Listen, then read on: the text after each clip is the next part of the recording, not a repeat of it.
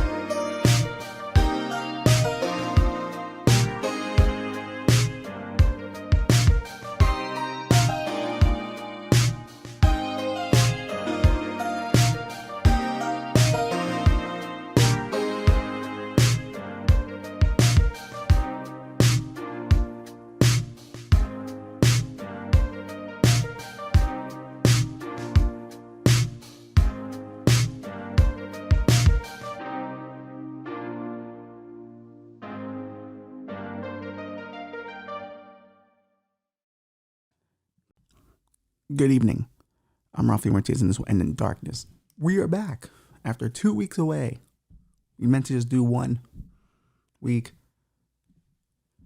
Then it became 2 weeks. WRKM's got a lot of programming changes. I want to say this, coming spring. We had back-to-back weekends of telethons. One for the senior citizens home, which I was really excited about. Wanted to be on that one. I like old people. Was not called upon to be on that one. I will accept that I'm maybe not the old person demographic. But there was one for ducks, and I thought, well, if there's a telethon for ducks, I can do a telethon for ducks. They did not think so. So I was kept out of that one as well. Me and Bobby have been highly aware of our stature or how we're respected here at WRKM, and we will get over it in about a week or two. Because I tell you now, I am not happy. Not happy at all. New headphones, I'm getting used to them. Sounds coming in and out. Are you good? Good. Fantastic, Bob. But hey, while we were gone, a lot of cool things happened. A lot of weird things happened. A lot of funny things happened too. This past weekend, the one and only Chris Rock came back to the stage, dropping his newest special, Selective Outrage. Now, I had seen him perform at Radio City. I had seen some of his material before, so I was really interested in how he was going to do it for the special. What I did notice was some of the stuff that was at the end of this live show got pushed to the front. So I guess a lot of that other stuff was probably older material he was doing. And he was slowly bringing that newer material to the forefront to extend on other things. There was a Hillary Clinton Trump bit that he didn't include in the special, which I liked, but Chris is a pro. He knows how to chop it lean, make it real good, ready to go. Now, we all should have probably had a good time with Chris Rock. I was always under the impression that Chris Rock was considered funny to people. One thing I learned is people don't think Chris Rock is funny anymore. It's weird. It's weird. Ever since the Oscars, it's almost like people don't find Chris Rock funny. I think the G.I. Jane joke, while weak, has now, I guess, diminished his legacy.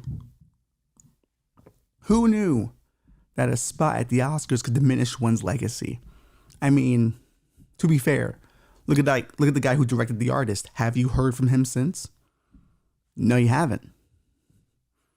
Sometimes the Oscar can be an albatross. That's a big word for a Latino. But Chris Rock, of course, addressed the Oscars. Many people said a year later. Yes, a year later. Maybe you don't know how specials are put together, but it takes about a year to develop an hour. And that's what he was doing all this time. People said, why didn't he speak about it earlier? Why did he wait all this time? Because, it's kind of his prerogative to wait how long he wants to wait, you know? And it's kind of part of the process of building an entire hour. It was interesting because I was talking to somebody about this the other day, how Whitney Cummings has said this, and I kind of agree. Comedians used to have the last say on a lot of things. Things would happen throughout the year, and then almost like a succession or parade of specials would just come out where comedians were just slicing and dicing on the things that had happened the year prior. So they had time to develop things and go, hey, remember this thing? And then really go to town on it. But now in this kind of clickbait take culture, you're not really allowed to do that anymore, which is unfortunate. And I feel like Chris, being a legend, is allowed to do that. Take his time to deal with his trauma. Because it's kind of interesting how we always say, hey, you can't tell anyone how to deal with their trauma until someone deals with the trauma the way you don't like it. Now it's wrong. But it's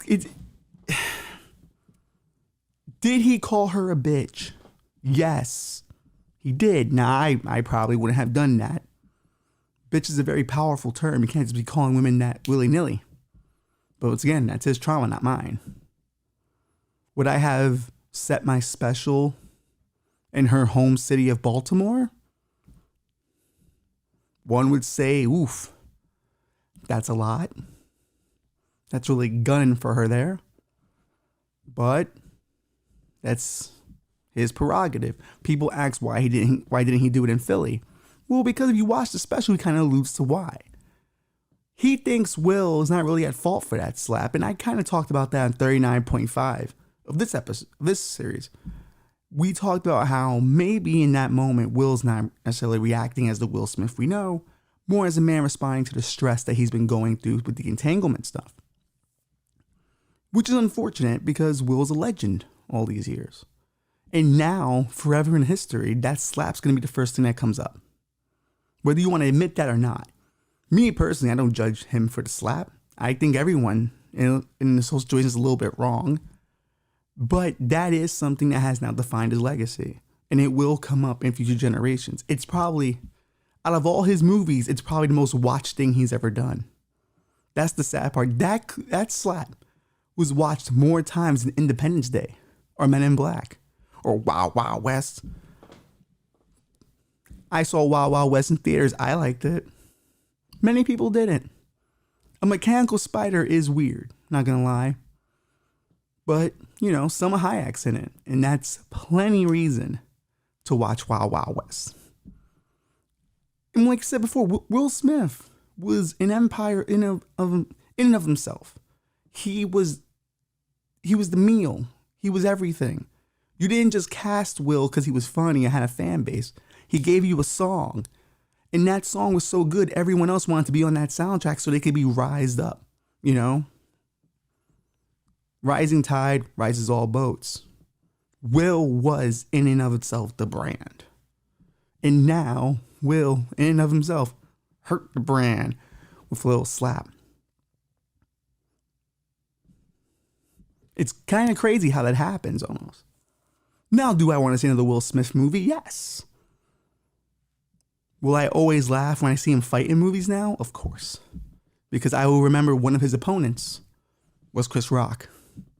It's kind of like watching a fighter, you know, you respect. Or when I used to watch Floyd Mayweather fights. And I would go, he's fighting that guy? Really? Past his prime? Or that guy? Not ready yet for that opportunity? People he could beat easily? Suspect. But Chris kind of talks about that in the special. Will attacked the guy he knew he could beat. He didn't attack anyone else. He certainly didn't attack August Alsina. Unfortunate. But Chris is allowed, I feel, to voice how he fucking feels about it. It's his special. I didn't know there was a time limit in which you can talk about shit that happens to you. I thought lived experience was a thing. But here we are. A year later, Chris Rock talks about getting slapped. And he's highly upset still. Because think about it, he took a lot of shit for it. Everyone came to Will's aid. They all rallied around him out of sympathy. Wow. He was a man defending his wife. But Chris Rock had made fun of people his entire career. Ain't no one ever do jack shit then. Ricky Martin never attacked Chris Rock for the VMA jokes. But then again, I don't think Ricky Martin could fight. I don't think, he has the skill set. Or maybe the salsa dancing would give him some agility attributes that would aid him in a fight. He could probably dodge and duck some shots. Maybe he's a speed fighter because he's so skinny and light. But Chris is also skinny and light, so maybe he's got speed too. This is where you come for celebrity fight analysis. I like the Ariel Helwani of celebrity fights. But let's keep it a buck here. If Chris Rock is now no longer funny, then what was everyone sharing all those clips for then? Early days of Twitter, people were throwing up Chris Rock jokes as their own. Chris Rock was a legend of our industry, a legend of our society. But now because of one G.I. Jane joke, he's out? For an alopecia we had known nothing about? Come on now. And I'm fine. Here's the thing. I would be more fine with the critique if people were saying, hey, I used to like Chris Rock, now I don't. That's respectable to me. Because you're acknowledging, hey, there was a step too far for me. And that criticism to me is legitimate. But now people who used to love Chris Rock are saying they don't love Chris Rock anymore. Or they never liked him. And I see it because I know these people. There were people on my Twitter timeline, Facebook, Instagram, who I've known my entire life.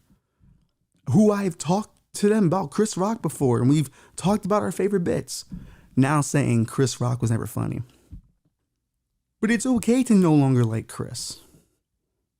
Listen, there are plenty of things I like or I used to like, that I no longer like now. It's called growth. For instance, I used to like Jada Pinkett Smith. Then I found out she was a predator. I no longer like Jada Pinkett Smith. Growth. Here I am acknowledging I used to like this, but then I found out something about it and now I don't like it anymore. See how easy that could be.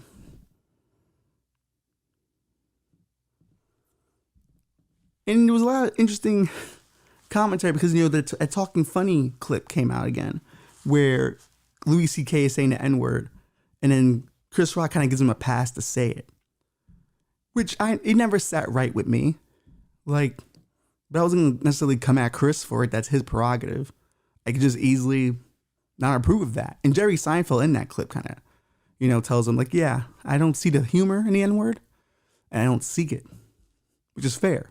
That's why I kind of liked that Talking Funny special, because you had four guys who had a very different philosophy on comedy. Just going, hey, I like this, don't like that. And it was an agreement kind of thing. That's what you do. I do this over here. Fine. But then that kind of became that Chris is a sellout and only does comedy for racist white people, which to me, if Chris Rock is doing comedy for racist white people and they like it, then that means a racist white person liked Chris Rock, a black man's performance. So, if anything, Chris Rock kind of solved racism. He's a hero, and he should be treated as such. The selective outrage thing I've already seen, the title of this special, I've already seen it now become something people are tweeting. Republicans are picking it up, which is kind of cute, because they're freaking out about everything. Heavens forbid someone wants to dress like a woman while they're a man and just say, hey, I no longer identify as a man, I am now a woman. It freaks them out. They're scared of a little dress up, And now they're getting rid of books from libraries. But hey, they're the free speech party, in case you didn't know. But that's kind of the problem when you're in a situation like Chris Rock, where you want to have the freedom to say what you want. You now get weird bedfellows like Tucker Carlson. Nothing against Tucker. I don't know Tucker personally. I knew Tucker when he wore the bow tie. The bow tie. See what's going on? See, 2 weeks off. This is what happens. You start flubbing your words. I remember the bow tie. I miss Tucker Carlson with the bow tie. He was like, Jimmy Olsen, but really weird. Him and Charlie Kirk, to me, might be related. Charlie Kirk also looks like the Balloon Man airplane. Why do conservatives look so weird? It's like they're almost deformed. maybe that's what it is. You know, they're all kind of like, remember that movie Pumpkinhead? Yeah, the Pumpkinhead. Like he was like a disfigured kid. They threw him away, and then he became kind of like this fucking weird creature. Maybe that's what Republicans are. They're like pumpkin heads. Does that mean? Is that body shaming? Well, I mean, I don't think they'll care. They like free speech. So it should be fine with them. But I don't think Chris was wrong. I think Chris can say whatever he wants. And it's weird because like now people will go, well, he talked about how Will Smith was a bitch for slapping him, a guy who can't fight or a guy who isn't physically intimidating. And people's response was, well, aren't you a bitch for not fighting back? And that's when I thought that was interesting a bit, because like now we're at that society now. Before we spent years going, hey, let's be civilized people. Let's not engage in fights. But apparently it's fair game now, which I'm excited about. Because now when I go to a restaurant and a waiter makes a little joke I don't like, I will be slapping the shit out of them. Because apparently we can do that now. That's what I will be doing. The littlest joke that I do not appreciate, I'm slapping everybody. Because we can do it. Because that doesn't make you a bitch. That makes you a man of honor. Because that's what Chris should have done. I didn't know this many people hated Chris Rock. I always thought he was kind of Teflon in that way. You know, he was. And here's the thing: comedians get old. It's like people have this 20/20 hindsight for like George Carlin. Those last specials Carlin did, people shitted on because they weren't funny enough. He was just making points. I remember that, watching adults go, hey, he's not as funny as he used to be. And panning those specials, which I think they're some of my favorite Carlin specials. Maybe because they're the first ones I ever watched, but I rewatched them several times. Comedians get old. They age out of society. How they approach things are just calcified in wherever they were when, I guess, they got famous. So expecting Chris Rock to be hip to the gems of the current society, it's, what are you doing? There's plenty of young comedians you can go watch. But then there was also this hate watch aspect of people who hate Chris Rock watching the special. And it's like, why are you wasting the Saturday night? You could be doing other things. I'm not a huge fan of Bert Kreischer. I'm not going to hate watch his fucking specials. But I might see The Machine, though. I do want that movie to do well. We do need wacky comedies back. So maybe that will be the bridging of where me and Bert are. But I think, you know, it's very unfortunate, the whole situation. Because these three people should have never intersected with one another. Will Smith is a Greek god. A true beautiful man. A great man. He could walk on water to me. Chris Rock is the troll under the bridge. I respect him. And I respect the toll. I pay the toll. But he's no Greek god. He didn't inspire me the way Will Smith did. Because I too wanted to star in dope ass blockbuster movies. And do cool songs about them. Yeah. Will Smith was the actor I always wanted to be. But I never worked out. So that was never going to happen. But a lot of people were just not pleased with Chris. And I just don't know what you want at this point. You know, I just feel, you can feel empathy for Will, but you can also understand where Chris Rock comes from. Now people were saying his last point in the special was, you know, don't fight in front of white folks. But then they said, well, you're calling a black woman a bitch in front of white folks. So how's that fair? And I'm like, okay, fair point. The problem is she's a predator. So bitch. I mean, taking advantage of a young man who's your son's best friend, drug addict, recovering, that kind of makes you a bitch, doesn't it? Just a tad bit? If we can't call predators bitches, then what are we doing? And apparently he might not have been the only one. Daz Dillinger says that she got with one of the crisscross guys when she was 22 and he was 15. But remember, this is Jada we're talking about. So she's a very spiritual person. So maybe spirits don't see age.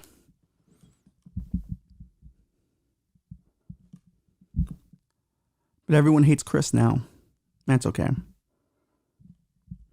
I still dug the special. Where do I rank it? It's not one of his best. It's definitely on the lower half of his discography. Is that what can you call it discography? It's not on the disc. But it's definitely, on the lower end of the spectrum of Chris Rock specials. But I thought it was good. People giving him shit for the one about, getting his daughter kicked out of school, which, I'm not going to ruin that for you guys. You can go watch. It's on Netflix now. But yeah, I honestly think that the comedy special may not be for younger audiences either, because I think a lot of people were watching the Chris Rock special going, when's he going to get to the Will and Jada stuff? And they didn't have patience for the setups of bits, because he likes to do big chunks on big ideas. So I think they kind of got used to the Chris D'Elia style of jokes where it's like bam, bam, bam. Like he's hitting you the entire time. Rapid fire, or the TikTok version of stand-up. Which is not wrong. I mean, it's a generational change, but I do think the comedy special will be 35 and up in the future. I just don't see young people really gravitating towards the special unless it's like a half-hour special. I thought Akash Singh was really smart in that regard. He cut his special to be lean into what exactly you wanted it to be or what you needed. And that was really smart on his part.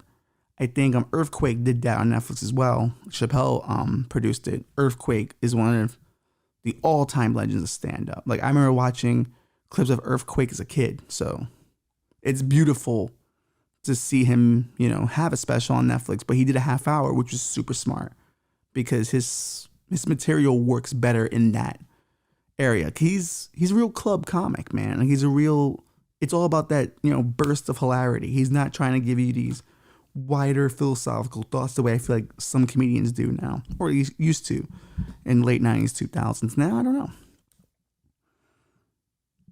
know.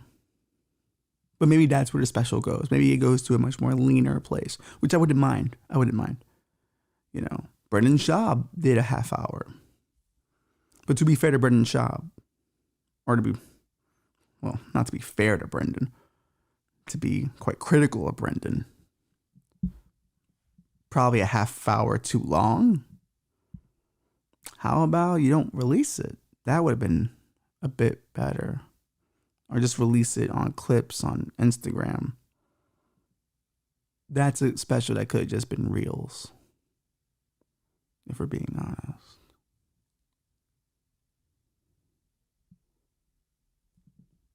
I don't know Brendan Schaub. I'm never going to see Brendan Schaub, so I can say these things. We'll never be famous, Bobby. Don't worry about it. You get nervous about this stuff. We're fine. Who's going to get us? Nobody. We're never going to make money off this. This is a passion project. To the day we die, or the day I blow my fucking brains out. We'll figure out which one that will be. Tell you now, blow my brains out will be the first one.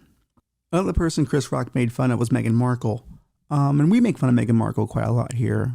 Mainly because, she kind of went into that whole royal family thing a bit naively, one could argue. But hey, she had a rough go of it, and now her and Harry are out. And I always told people, hey, I don't mind a good grift. He's got his book out. She's got a podcast, which, listen to an episode. She's not interesting. Oh, man. She makes her guests who are interesting uninteresting. It's kind of bizarre how someone can have no personality and suck the personality out of someone else. It's pretty great. She was always pretty bad on Suits, never really good on Suits, so I wasn't surprised she was terrible at podcasting. I remember I saw a clip of Prince Harry talking to Bob Iger going, she does voiceovers. Meghan can do voiceovers, and Bob is just like, yeah, that's great. That's great, man, yeah. Yeah, so you'll consider her, won't you?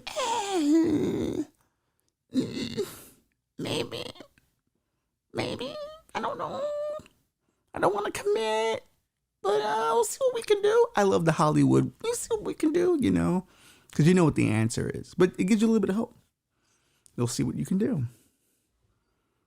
I don't know what she would narrate. You know what they could do? Remember that Princess and the Frog? Maybe she could narrate that. I mean, listen. Diversity princess, diversity duchess. Put it all together, we got money. See? I'm trying to help Meghan. I don't just make fun of her. I try to help her in certain situations. And I just expect, a producer's credit on that now. Because I came up with that idea. And I'm not even asking for a lot of money on a producer's credit. Just, 20,000. 20,000, I can do some damage. I can actually relieve a lot of my problems with just 20,000. And then once you have a producer's credit, you can just bring that up whenever. I produced a big Disney production. Then they'll find his podcast and I'll never produce anything ever again. Well, but they lost the royal cottage recently. His dad, the king, was like, yeah, your grandma gave you that. And since you've been shitting on your grandma every chance you get, kind of have to take it away from you now. Should have been doing that. And apparently they're matter of fact about it, but deep down, they're seething. Who wants to give up real estate in this market? Nobody. It's the cottage. It's the royal cottage. I would love to have a royal cottage. And I've made it very clear I would do a lot of things again to the royal family. Okay? Granted, I'm aware the royal family has some racial issues, but I have a firm belief that if an institution is older than 150 years old, you have to let it be racist. You have to. You have to. And I say this as a Puerto Rican, you have to let it happen. You have to. They've managed to be racist for that long. The Ku Klux Klan is losing members every year. They're getting smaller and smaller. Come on now. We're winning the war on racism. You gotta let them have a little bit. Just a tad bit. Now, one would say, well, Ralph, America's 270 years old. Would you say racism should stick around for that? Well, no. Not for governments. Not for things that can actually make laws, but other institutions, secret societies and all that, be racist. It's grandfathered in. You gotta have some grandfathered in racism. If you get rid of racism, where all the jokes gonna go? We're gonna have to bring it back at some point. The royal family has been dedicated to a white lineage. Who am I to say they shouldn't? Who am I to tell them no go? They put the work in. If I had a Puerto Rican royal family, you bet your ass I'm keeping it Puerto Rican. Do you know how fucking diluted Taino blood is? I have 16% of it in me. And my kid's gonna have even less. You gotta protect the royal bloodline.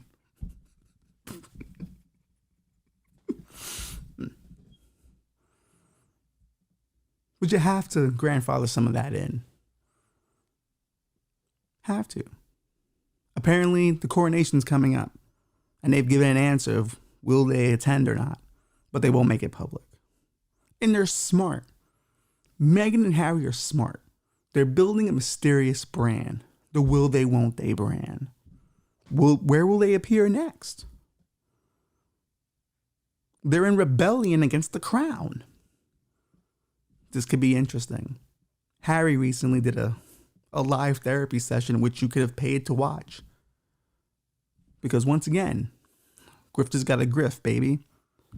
Make the money you can off your trauma. This is a trauma-based economy. What are you doing if you're not making money? You think I haven't tried to figure out ways to make money off my trauma? Come on, I grew up in the projects. I am every day trying to find a way to make money off that trauma.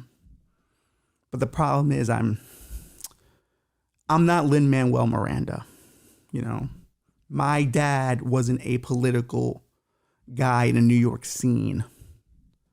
My mom wasn't a doctor of some kind. No. My parents were 15-year-old Puerto Ricans. So I cannot ascend to the Lin-Manuel spot. I didn't go to high school with Chris Hayes or Immortal Technique. The people I went to high school with were likely in jail.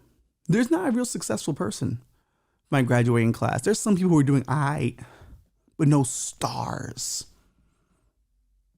I'm probably the bigger star out of everyone, and I'm not even a star. I just have a platform. So maybe I should be more proud than I am. But no, I would definitely, if I could do live therapy sessions that people would watch and get paid for, oh man,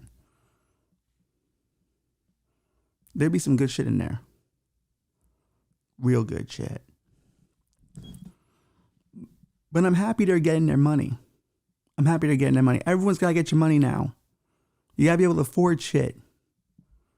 I don't know if you heard about this, but Ford Motor Company is patenting an idea that their electric cars can drive themselves back to the lot if you miss payments. They don't have to rely on picking it up from you. The car just goes boop, boop, Knight Rider style and drives back to the dealership. What a dystopian nightmare we're in. But I kind of like it. Because if you see a car driving by itself, you're like, ooh,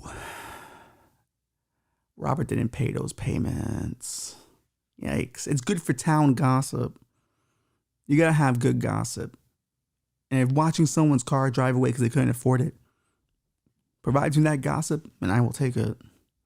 And it also, kind of incentivizes you to pay, because who wants to be the one running after their car driving away by itself? Because then everyone knows you didn't pay. Everyone knows you're a brokey, and nobody wants to be a brokey in this society. Everyone's trying to flash what they got, bruh. You can't flex when your car's driving away from you. Come back! I'll pay tomorrow. Like, that's not cool. Especially with a Ford F50, bruh. It's a big pickup truck driving away. You can't. You don't look cool. Look pretty desperate. So grift while you can. Make all the money while you can. The cars are driving away from us. But it could always be worse. You could be cooking meth on the subway. Let me pull up that article from my phone, because apparently the internet's down here, buddy. Oh yeah, Bobby. Internet is down. New York Post. Meth lab. I wonder if the CIA ever looks at the things I Google and go, this kid we gotta stop. Desperate NYC addict leaves items for possible meth cooking attempt all over the subway. This guy's no Walter White. I hate when newspapers try to be funny. A desperate junkie apparently trying to break bad on the 4 train had his high expectations dashed. Left a disgusting spread of over-the-counter allergy meds behind for all to see. Never seen a mess quite like this. Strap hanger. I hate when they call people strap hangers. Like, don't do that. We're people. Just say their name. Carolyn Crappel, 58, posted images last week of what appeared to be a botched rolling meth lab at the Woodlawn station in the Bronx. I'm not surprised by that. People in the northern Bronx and the Lawn are on meth. They've been on meth for quite some time. I used to hang out there in the early 2000s. And let me tell you, meth, heroin, shrooms, they were on it. And it's kind of nice too, because Woodlawn has like some houses that have really nice backyards. So being high on heroin in that kind of backyard is a very serene experience. The scene turned out to be more Breaking Sad. Oh, fuck me. New York Post stop. Based on the pill's packaging, the cornucopia of smashed Claritin. I take Claritin. Zyrtec. I've taken Zyrtec. And Allegra pills. I've never taken Allegra. Left behind all lacked the chemical this is a bigger word. This is too big for a Latino. A key ingredient in making meth. Let's just try it. Pseudoephedrine? Again, what Latinos saying pseudoephedrine. Still, the med mess was a new low in the eyes of many subway rioters who decried the regular presence of homelessness, drug use in their daily commutes, and the last year's 25-year high in subway murders? Holy shit, where were we for that? Everybody in the train should not have to see that. Kids, adults cried. Speech pathologist Grace Baumine, 29 years old. She's a speech pathologist, bro. Adding that someone attempted to whip out a fresh batch of crank on the train is completely unacceptable. That's how bad things can get. If Prince Harry does not do these paid engagements, he could be making meth on the subway. He's got no talent. So, this is what he's trying to avoid. He was just telling the guy, the therapist dude, psychedelics helped him get through his trauma. He's already halfway there. He's already got the fiend for meth. So, yes, as annoying as it may be, South Park made fun of them for wanting their privacy, but telling everyone they wanted their privacy, which I kind of felt, South Park, you're like 2 years too late. We already did that. No offense to Matt and Trey, but because I would love to be on that show and I would love to work on that show, or at least be paid to get them coffee, because I could use a job right now. But this is what they're trying to avoid. Even though watching Harry make meth on a subway car would be kind of great, actually. I wouldn't mind it. Because let's be honest, the two of them, he's got the most cachet. If they divorce, he still trends up. He's still a prince. He can go back to the royal family. If she's not married to him, it's a trend downward. For the first few months, people will be wondering what she's up to. And then they'll see her act. And then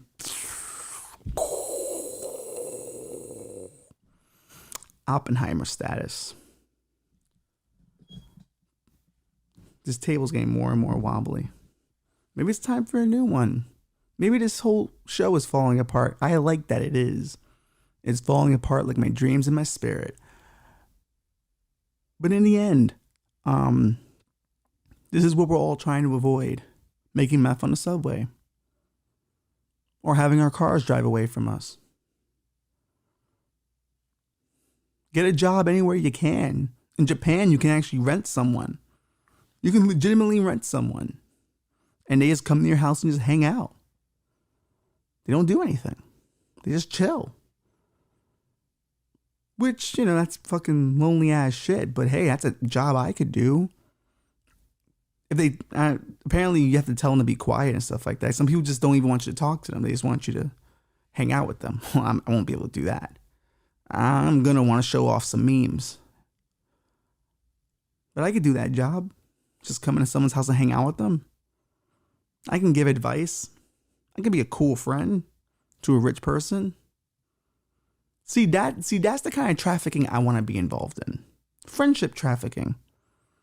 I don't mind being trafficked to billionaires if I can just their friend hanging out with them. I don't want to do any of the sexual stuff. That's weird. Sex trafficking is terrible, but friendship trafficking? I don't know. I can get into that. Depends on what I'm getting paid. Like per hangout, I like to get about $5,000 because I think I bring a lot to a friendship. Interesting news stories, cool jokes. I could bring a bottle of Jack Daniels. I'm a great drinking buddy. I'll affirm anything you tell me. What? Your girlfriend's a bitch?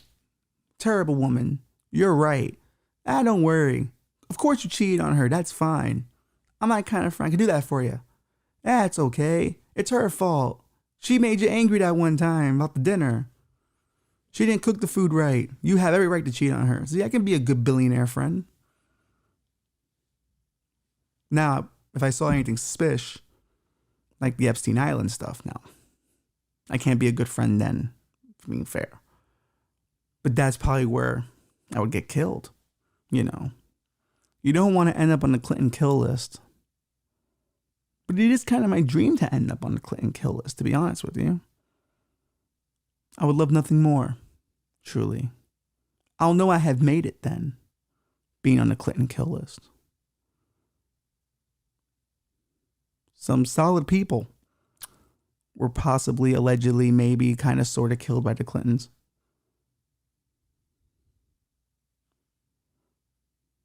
That could work for me.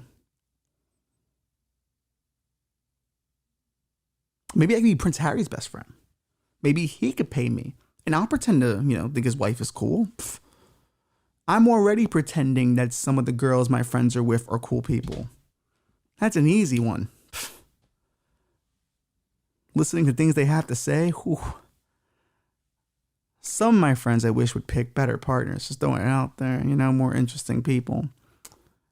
But the ones I fuck with, they know what's up. But I could definitely do that for Prince Harry, Be like, yeah, man. They totally killed your mom. You don't gotta go back there. I saw the documentaries. I've read the conspiratorial evidence. Fuck King Charles. Even though, deep down, between, us here, me and the viewer, and you too, Bobby, if you want to get involved, I would definitely be a double agent working for the royal family. Because that's, honestly, deep down, that's always been my dream. And I don't know why I'm whispering it, but I'm whispering it now. Because who knows what agencies might be listening in to this very public podcast. But I would love to be a double agent and just, working assets, exchanging information, trying to get the best price out of the people I work for. So just King Charles, Prince Harry, I'm available. I'm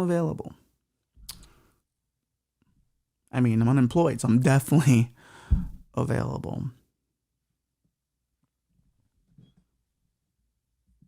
That took a sad turn. I'm fine. Everything's great. People know we've been following the Idaho 4 case. Our boy, well, not really our boy, more like our enemy, Brian Kohlberger, was captured for the killing. And now they're talking about that if convicted, he's totally going to jail. If convicted and sentenced to the death penalty, and they do not have enough medicine for the lethal injection, he might be killed by firing squad. And that's how I knew America was back, baby. Because that's the way we should be taking out some of these people. Lethal injection, I always felt, was too peaceful for people who cause this kind of menacing behavior. They should know the bullets are coming. Yeah, sure, maybe the heart attack and the impending doom does affect people in every negative way you can imagine. But I do like the idea of having to stare down the barrel of a gun and know it could all be over. Having had experience staring down the barrel of a gun, let's just leave it at that, I know what that feels like. And let me tell you, it can be quite frightening. And I kind of, if he, killed all these kids, I want him to have the same feeling. I do think that's something that's missing in America, the old school ways of killing our prisoners. We gotta bring back hangings. I was playing Red Dead Redemption the other day, and I enjoyed some hangings. You get to watch people just snap neck, just swaying away, knowing that you would be killed so publicly. And we all know what happens to dead bodies when they die. Poop just comes right out the butt because all the muscles relax. So knowing that not only you're going to get hanged, but shit's going to come down, it's not cool. Maybe we bring the public execution. But a firing squad, I'm into it, man. I'm into it. And I think, truthfully, maybe the prisoner, to be fair, should pick the weapons in which the firing squad uses. They cannot be non-lethal weapons, of course. They have to be lethal. Maybe someone wants to be shot with a 17th century pistol. That could be classy. That can be elegant, bring us back to the old days of law when lawyers used to duel. That could be cool. Maybe you go with the pump action shotgun because you want to see, or you want your breath, to leave your body and you die. See, that's kind of dark, but who knows? Maybe some people always wanted to go out like Scarface and just none machine gun fire. Those options should be available. How would I go out? Revolutionary War cannon. I would want a cannonball right to the body. Just so, people have to aim, light the fuse, and I just watch it come right towards me. And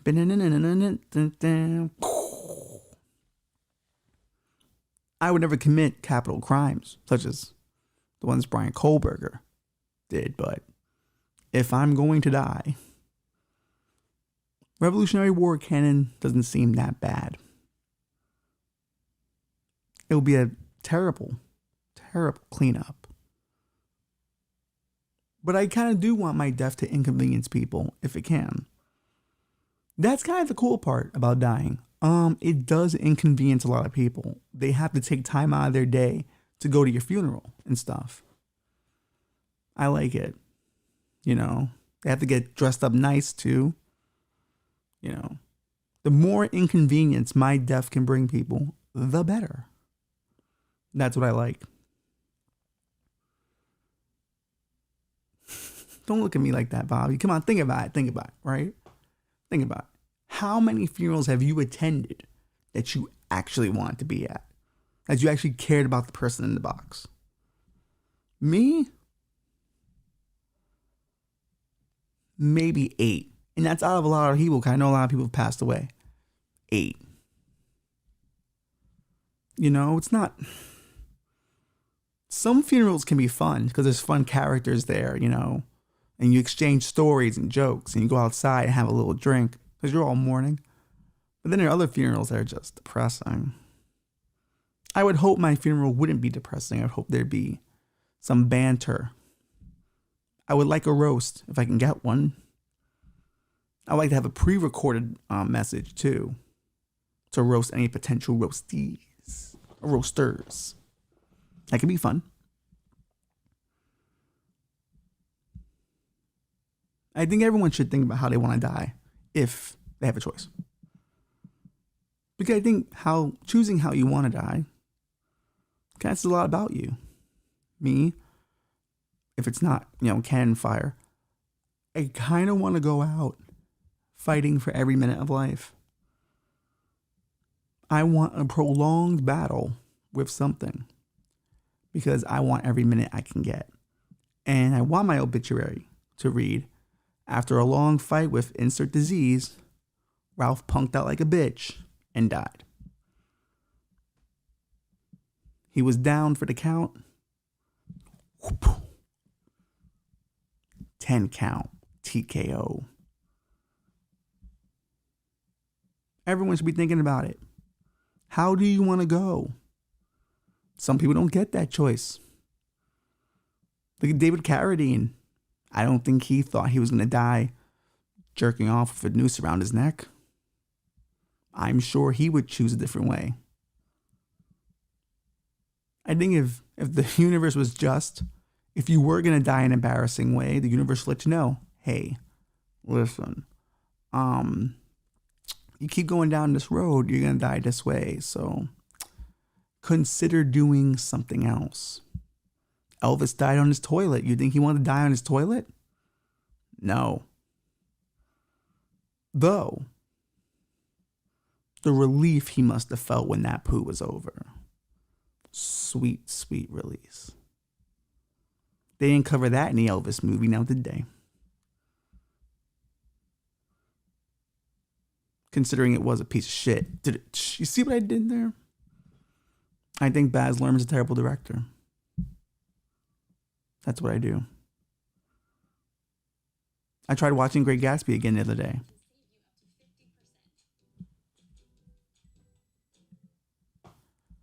I tried watching Great Gatsby again the other day. No good. No good. Think Gatsby thought he was going to die? No, they snuck up on him and pat.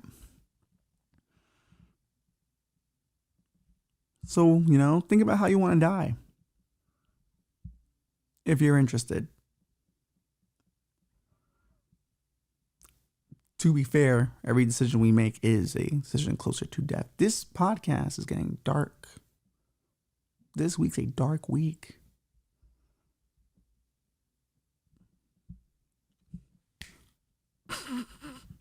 Let's hit him with the thumbs up. It's going to be okay. It's not. It's not.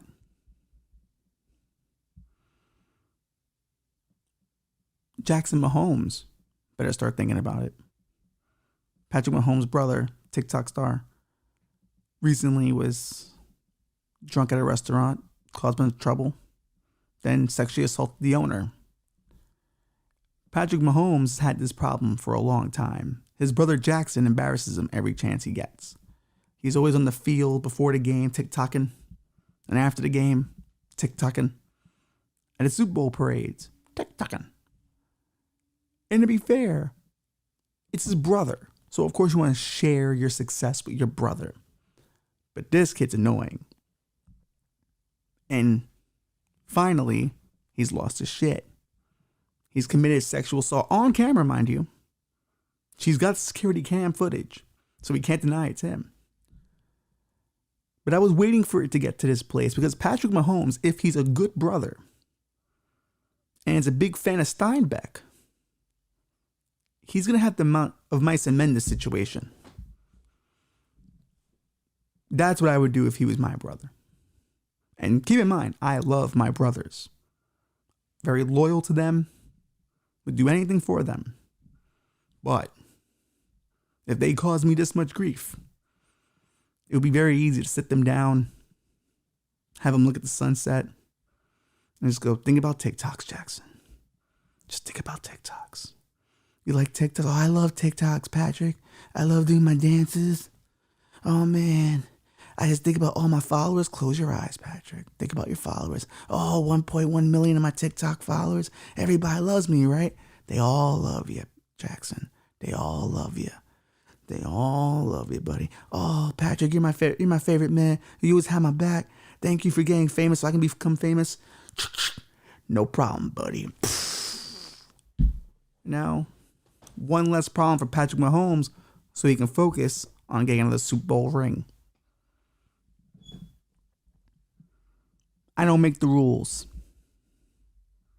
I just play by them. But maybe it's time. Maybe it's time to put down his TikTok brother. I don't think he should do it. But it's certainly an option. Before YouTube comes down on us saying I want him to kill his brother. I'm just suggesting that's an option. You can't think out loud anymore.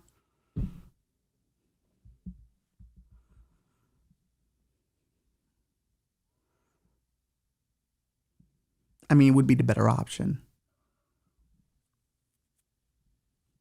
Because if Jackson gets convicted, the boys in the pen are going to have a fun time with him. Maybe Chris Rock will get some jokes out of it.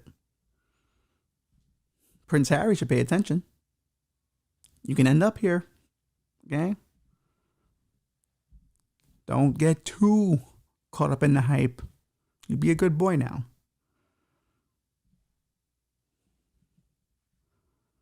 Brian Kohlberger wasn't a good boy. What happened to him? Then again, what the hell do I know? I don't know anything. It's the guy with a microphone. But I think you at home might know how this one is going to end.